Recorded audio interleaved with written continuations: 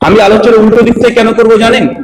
কারণ আপনার জ্বর হয়েছে বা অসুস্থ হয়েছেন, পেটে ব্যথা করছে, ডাক্তারের কাছে গিয়েছেন, ডাক্তার যদি দেখে আপনার রোগটাই ধরতে পারেন যে কি হয়েছে, উনি যদি মেডিকেলের যতগুলো ঔষধ আছে আপনাকে গুলিয়ে খাইয়ে দেয়, আপনি সুস্থ হতে পারবেন না। কেন? যতক্ষণ ডক্টর আপনার কি সমস্যা হয়েছে এটা বের না করতে পারছে, গোটা ঔষধ কোম্পানির সমস্ত ঔষধ খাইয়ে দিলেও যদি আপনার অ্যাবরেশন করে তারপরেও আপনি সুস্থ করা সম্ভব নয়। কিন্তু যদি ডাক্তার রোগটা ধরে ফেলে মাত্র 1 টাকার একটা ঔষধে কাজ হতে পারে কি পারে না? তাই আমরা মুসলিম উম্মাত সমস্যার মধ্যে আছি। আমাদের মধ্যে দ্বন্দ্ব অলরেডি তৈরি হয়ে গেছে, মতনৈক্য মতভেদ তৈরি হয়ে গেছে। আমি জানি আপনাদের অত্র অঞ্চলে আমাদের হানাফি ভাইরাও আছে, আহলে হাদিস ভাইরাও আছে। দুজনের উদ্যোগে এই আজকের আলোচনা সভা, তাই নয় কি?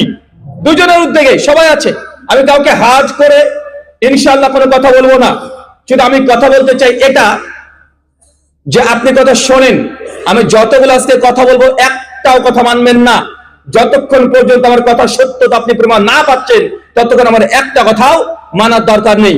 চলেন, আল্লাহ কোরআন মাজিদে বলছেন, সূরা জুমার সূরা 39 আয়াত নাম্বার 18, কি বলছেন? আল্লাযীনা ইয়াস্তামিউনাল কওল ফায়াত্তাবিউনা হাসানা উলাইকা আল্লাযীনা হাদাহুমুল্লাহ উলাইকা হুম উলুল আলবাব। বাংলা ভাব অনুবাদ আল্লাহ কি বলছেন দেখেন, আল্লাযীনা ইয়াস্তামিউনাল কওল, যারা মনোযোগ দিয়ে কথা শুনে। বলেন তো আল্লাহ কি বলছে? কথা আপনাকে মনোযোগ দিয়ে শুনতে হবে। কথা কে বলছে এটা গুরুত্বপূর্ণ নয়, কার কথা বলছে এটাই গুরুত্বপূর্ণ। অথচ আজকে মুসলিম উম্মাহ দ্বন্দ্বের মূল কারণ আজকে আমরা একে অপরের কথা শুনতে চাই না।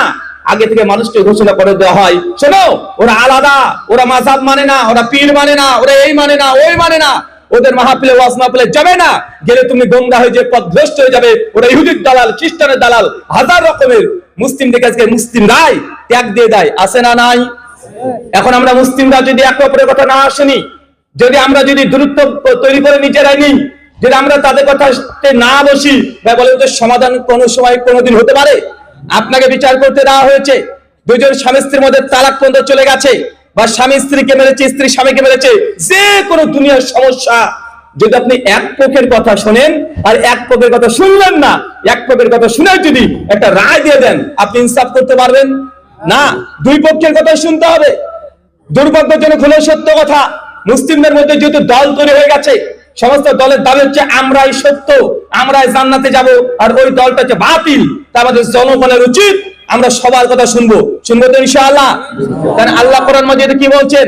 আল্লাযীনা ইয়াস্তামিউনাল কওল, যারা মনোযোগ দিয়ে কথা শোনে। আপনি কথা শোনেন, কথা আমার মানা